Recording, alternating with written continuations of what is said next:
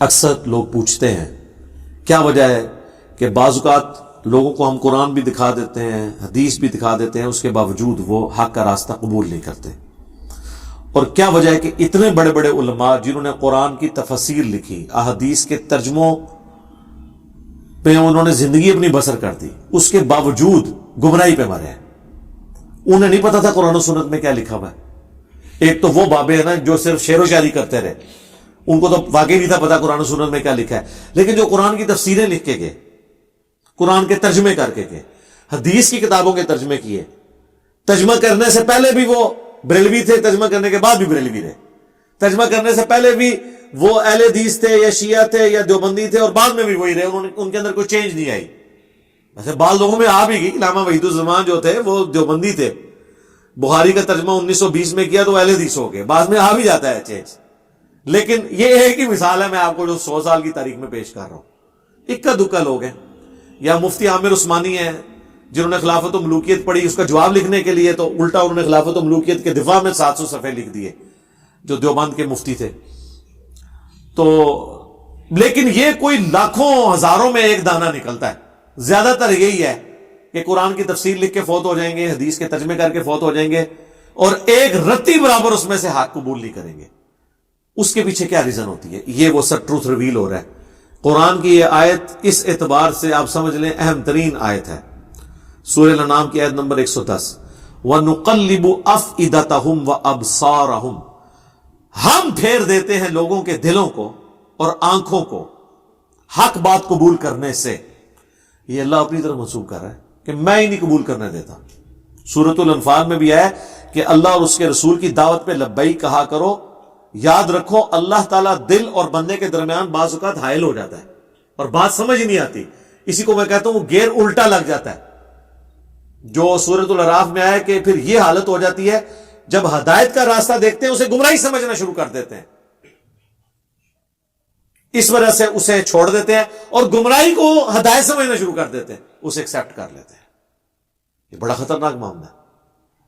اسی کو کہا گیا ختم اللہ علی قلوبہم وعلی سمعہم وعلی ابصارہم، ان کے دلوں پر، آنکھوں پر، یعنی دل سے مراد عقل، چاہے دماغ ہو یا دل، کوئی بھی چیز، کیونکہ لٹریچر کی زبان میں قرآن بات کرتا ہے، اللہ تعالیٰ کی طرف مور لگ جاتی ہے۔ ہم پھیر دیتے ہیں ان کے دلوں کو، ان کی عقل کو، ان کی آنکھوں کو حق بات قبول کرنے سے، کما لم یؤمنوا بہ اول برہ، جس طرح انہوں نے بھی تو حق قبول کرنے سے انکار کر دیا تھا جب پہلی دفعہ انہیں یہ پتا چل گیا تھا کہ یہ بات ٹھیک ہے۔ ایسے ہو جاتا ہے۔ میرے خیال ہے اس کی نمائندہ مثال ابو جہل ہے، اسے بالکل صحیح سمجھ آ گئی تھی کہ یہ کیا ہونے جا رہا ہے۔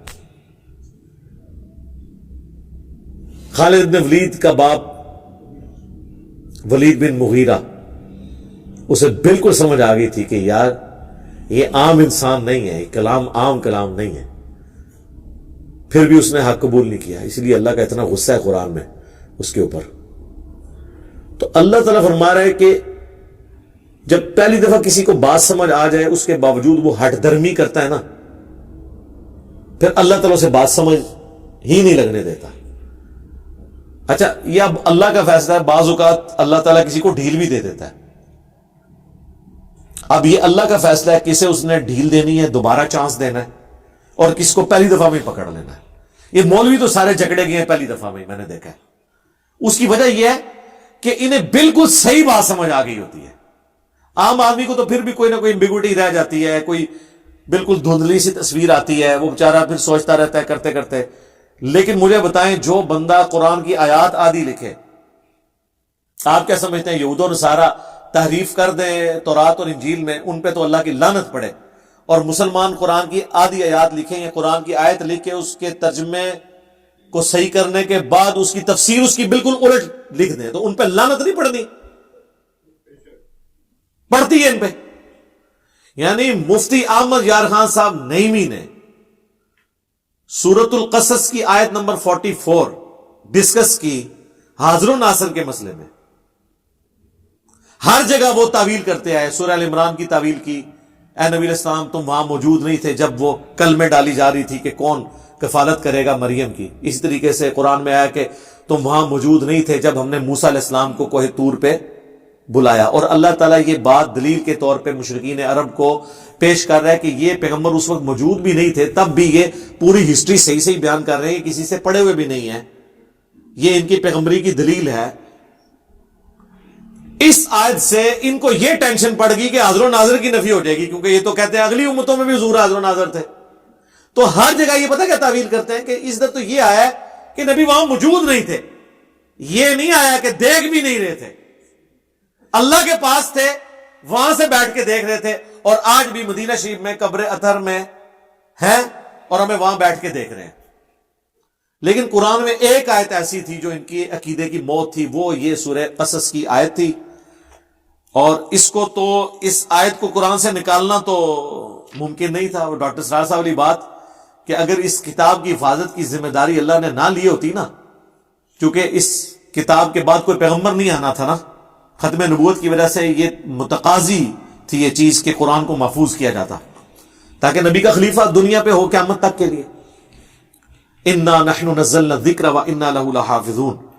تو اگر یہ نہ ہوا ہوتا نا تو مسلمانوں نے اس کے ساتھ کام ڈال دینا تھا, اور ابھی بھی صرف ترجمہ یعنی اس کا ٹیکسٹ عربی والا بچا ہوا ہے, ترجمے میں اور تفسیر میں انہوں نے اب بھی ڈنڈی مار دی ہے. اور اس کی یہ پریکٹیکل مثال وہ لکھتے ہیں وما کنت بجانب الغربی, اور اے نبی آپ وہ مغربی جانب نہیں تھے اس کوہ طور کی, اذ قضینا الی موسی الامر, جب ہم نے موسیٰ علیہ السلام کے اوپر وحی کی, آپ وہاں موجود نہیں تھے. باقی بھی ہر جگہ یہ آتا ہے نبی تم وہاں موجود نہیں تھے. یہ کہتے ہیں یہ حاضر کی نفی ہے, ناظر کی نہیں. حاضر کہتے ہیں موجود ہونے والا, ناظر جو دیکھ رہا ہو. مفتی احمد خان نعیمی صاحب نے یہ آیت یاد ہی لکھی اور کہا کہ اس میں یہ لکھا ہوا ہے کہ آپ موجود نہیں تھے, یہ تو نہیں لکھا ہوا کہ دیکھ نہیں رہے تھے. سر لکھا ہوا ہے وما کنت من الشاہدین, اور نہ آپ گواہوں میں شامل تھے, نہ آپ دیکھ رہے تھے. شاید کہ ترجمہ انہوں نے حاضر و ناظر کیا ہے.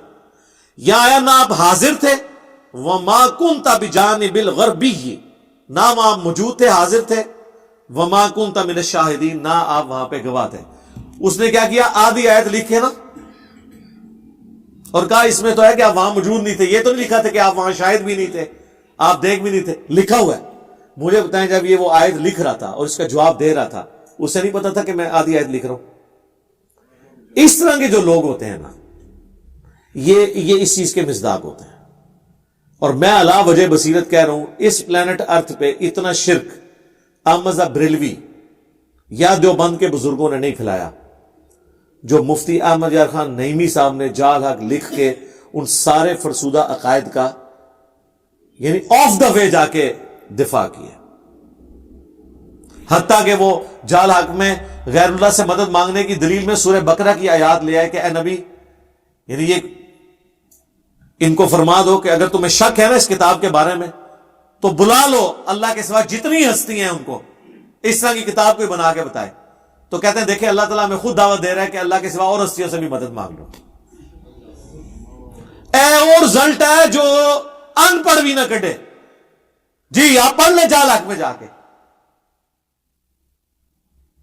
اب یہ جب آپ باتیں, یہ بلنڈرز ہیں, اس کے بعد بھی اگر کوئی ان کے پیچھے آنکھیں بند کر کے چلتا ہے اس کا کوئی علاج نہیں ہے سوائے ایک اس سے بڑا علاج میں نے رکھا ہوا ہے, آخری علاج. وہ میرے پاس جو یکا ہوتا ہے کہ میں کسی بزرگ کی گستاخی ثابت کر دوں, وہ میں نے کر دی. اسی جال حق میں انہوں نے جو نور اور بشر کی بحث ہے نا, اس میں ان سے ایک بلنڈر ہو گیا اور وہ ہم نے پکڑ لیا. اس کے اوپر بھی یہ سارے آ کے لاجواب ہو جاتے ہیں. انہوں نے کہا قل انما انا بشر مثلکم, اے نبی تم فرما دو کہ انسان ہونے میں تمہاری طرح ہوں. ظاہر مرتبے میں تو ہم بھی نہیں کہتے, آپ جیسا مرتبہ کسی کا ہو نہیں سکتا. ٹھیک ہے جی, ہماری آنکھیں تو ادھر تک نہیں دیکھ سکتی. بخاری مسلم ہے نبی علیہ السلام نے جنت بھی دیکھ لی نماز کی حالت میں. بخاری مسلم میں اپنی پیٹھ کے پیچھے بھی دیکھ لیتا ہوں. آپ کے پسینے میں سے بھی بخاری مسلم میں آتا ہے خوشبو آتی تھی. ٹھیک ہے, تو انسان ہونے میں وہ ہماری طرح تھے, مرتبے کی تو بات ہی نہیں ہو رہی. تو اب ان کو بشر ماننا بھی مشکل ہو جاتا ہے نا. تو انہوں نے اس بحث میں کہا کہ اس آیت کا صرف مقصد یہ ہے کہ اتنا بتایا جائے کہ تم لوگ اے انسانوں مجھ سے مانوس ہو جاؤ کہ میں انسان ہوں, تم مجھے یقین کر لو, لیکن اندروں میں انسان کوئی نہیں. اندروں میں نور ہاں، میں انسانی شکل میں آیا ہوں تاکہ تم مجھ سے مانوس ہو جاؤ کہ ایک انسان دوسرے انسان کی بات صحیح طریقے سے سن لیتا ہے۔ جس طرح شکاری شکار کرنے کے لیے مختلف آوازیں منہ سے نکالتا ہے، یہ تیتر کو اور بٹیر کو، اس طرح پیغمبر بھی یہ کر رہے تھے کافروں کو اپنی طرف مائل کرنے کے لیے۔ اب پیغمبر کی مثال کس سے دے دی انہوں نے؟ شکاری سے، اور وہ شکاری بھی وہ جو فراڈ کر رہا ہوتا ہے، تیتر ہوتا نہیں ہے، آوازیں نکالتا ہے، اندروں کچھ اور ہوتا ہے۔ اب یہ تو صراحتاً گستاخی تھی، اس کی کوئی تعویل بھی نہیں ہے، کیونکہ بریلوی کہتے ہیں گستاخی کی تعویل بھی نہیں کی جائے گی۔ اے میں پھاڑ لی سرکار، اندھا دھند پیروی کے انجام میں ڈال دی، اللہ کا شکر ہے ہزاروں لوگوں کی ہدایت کا سبب بنی۔ میرا وہ جو لیکچر ہے انڈیا اور پاکستان کے بزرگوں کی 19 گستاخانہ عبارات کا تحقیقی جائزہ، اے سارو سوئی ہے جیڑی میں انہوں نے غبارے ماری ہے، فارغ۔ باقی قرآن و حدیث کے ساتھ جو اس کتاب میں انہوں نے کھلواڑ کیا ہے وہ آپ لاکھ دکھائیں، کچھ نہ کچھ تعویل کریں گے، گستاخی کی تعویل نہیں کریں گے، کیونکہ وہ ادھر ان کو ڈر پڑ، کیونکہ ان کو پٹی کی پڑھائی گئی ہے، گستاخ نہیں ہونا چاہیے۔ دیکھ لو جی، انہوں نے خود اشرف تھانوی پہ جو حسام الرحمن میں فتویٰ لگایا وہ کس بات پہ لگایا پتا؟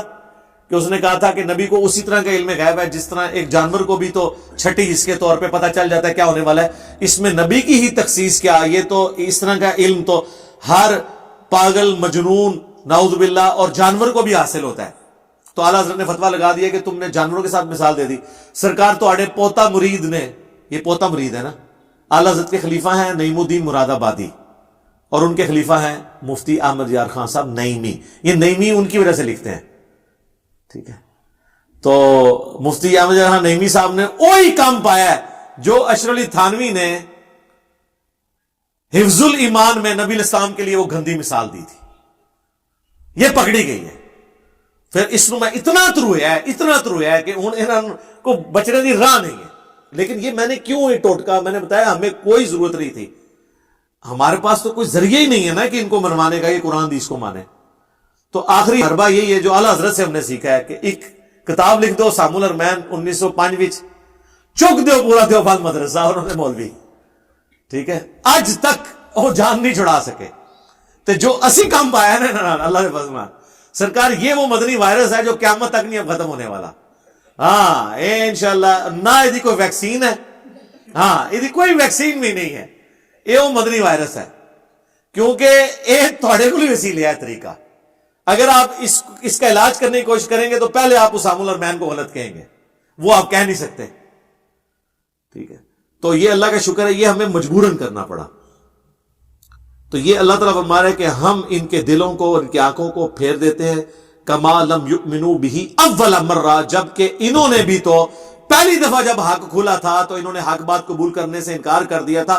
وَنَذَرُهُمْ فِي طُغْيَانِهِمْ يَعْمَهُونَ، اب ہم انہیں چھوڑ دیں گے اپنی سرکشی میں بھٹکتے پھریں، حتیٰ کہ ان کی یہ حالت ہو جائے گی وَلَوْ أَنَّنَا نَزَّلْنَا إِلَيْهِمُ الْمَلَائِكَةَ، اب اللہ نے ان پہ ایسی مور لگا دی ہے کہ اگر فرشتے بھی ان کے سامنے نازل ہو جائیں، وَكَلَّمَهُمُ الْمَوْتَ، اور مردے قبروں سے نکل کے ان سے باتیں کرنا شروع کر دیں کہ یہ نبی حق ہیں، ہم نے آخرت دیکھ لی ہے، ہم پہ عذاب ہو رہا ہے۔ وَحَشَرْنَا عَلَيْهِمْ كُلَّ شَيْءٍ قُبُولًا، اور ہر چیز جو اللہ تعالیٰ ان سے وعدہ دیتا ہے کہ قیامت کے دن یہ ہوگا، قیامت کا منظر بھی انہیں دنیا میں دکھا دیا جائے، مَا كَانُوا لِيُؤْمِنُوا، پھر بھی یہ ایمان نہیں لے کے آئیں گے۔ سرکار جب اللہ مور لگا دے، چاہے فرشتے نظر آ جائیں، مردے نظر آ جائیں، جہنم نظر آ جائے، جنت کی اڑے نظر آ جائیں، جب اللہ نے کسی کے اوپر مور لگا دی ہے تو اسے ہدایت نہیں ملے۔ لہذا مولویوں کی، بزرگان دین کی ٹینشن نہ لیا کریں، جنہاں دی مت اللہ نے مار دیتی ہے اس وجہ نال کہ انہوں نے اپنے پیغمبر کے ساتھ غداری کی، عزتیں اویل کی رسول اللہ کے نام پر، سواریاں سوار کی اپنی گاڑیوں میں انہوں نے خانقاہوں میں مکے مدینے کے نام پر، اور اتاری جا کے جناب اجمیر شریف، بغداد شریف، دیوبند شریف، بریلی شریف، شیعہ شریف تے سنی شریف۔ الا ان یشاء اللہ، ہاں مگر اللہ ہی کسی کو زبردستی ہدایت دے دے کہ اسے آخری وقت میں کوئی بات سمجھ آ جائے، وہ الگ بات ہے۔ ادروائز جب مہر لگ، یعنی یہ وہ مہر ہے، یہ وہ سیل ہے جس کو اللہ کھول سکتا ہے، کوئی خاص کسی پہ کرم ہو جائے تو وہ ہو بھی جاتا ہے سرکار۔ وہ صحیح مسلم میں حدیث ہے، حضرت ابو ہریرہ کہتے ہیں یا رسول اللہ میری ماں آپ کو بہت گالیاں دیتی ہے، مجھ سے اب برداشت نہیں ہوتا، تو آپ دعا کر دیں. حضرت ابو ہریرہ اتنی محنت کر چکے ہیں لیکن وہ ایمان نہیں لا رہی. بس کوئی قبولیت کا وقت تھا, اللہ کے نبی نے ہاتھ اٹھا دیے. یار کتنوں کے ماں باپ کے لیے اللہ کے نبی نے ہاتھ اٹھائے ہوں گے؟ یہ واقعہ ایک ہی ملتا ہے آپ کو. وہ اللہ کی طرف سے منظوری ہوئی ہے, دعا کے لیے ہاتھ اٹھائے. حضرت ابو ہریرہ کہتے ہیں میں نے حضور کی دعا ختم ہونے کا بھی انتظار نہیں کیا, میں دڑکی لا دیتی کہ اللہ کے نبی کی دعا پہلے ختم ہوتی ہے یا اسے قبولیت پہلے ملتی ہے. گھر گئے, کہتے ہیں میں دروازہ جب میں انٹر ہونے لگا تو ان کی والدہ نے کہا کہ باہر ہی رہو, میں غسل کر رہی ہوں, مجھے اللہ کے نبی کے پاس لے جانا. وہ اسلام قبول کر لیا. لیکن یہ جو کنو پکڑ کے ہدایت ہے نا, یا جامع ترمذی میں حدیث ہے, اللہ کے نبی نے کہا کہ اے اللہ عمر ابن خطاب یا عمر بن حشام میں سے ایک کو ایمان کی دولت دے دے. تو وہ پھر اللہ تعالیٰ نے قبول کر لیا. وہ اللہ کا فیصلہ تھا, وہ اگلا تھا معاملہ. وَلَكِنَّ أَكْثَرَهُمْ يَجْهَلُونَ, لیکن اکثر لوگ بالکل اس طریقے سے ناواقف ہیں, جاہل ہیں حق بات قبول کرنے سے. اکثر لوگ یہ پوری اللہ کا پلان سمجھنے سے ہی قاصر ہیں. اللہ تعالیٰ سے دعا ہے جو حق بات میں نے کہی اللہ تعالیٰ ہمارے دلوں میں راسخ فرمائے. اگر جذبات میں میرے منہ سے کوئی غلط بات نکل گئی تو اللہ تعالیٰ ہمارے دلوں سے اسے دھو ڈالے, ہمیں معاف بھی فرما دے, ہمیں کتاب و سنت کی تعلیمات پر عمل کر کے دوسرے بھائیوں تک پہنچانے کی توفیق عطا فرمائے. سبحانک اللہم و بحمدک, اشہد ان لا الہ الا انت, استغفرک و اتوب الیک, وما علینا الا البلاغ المبین. جزاکم اللہ خیرا.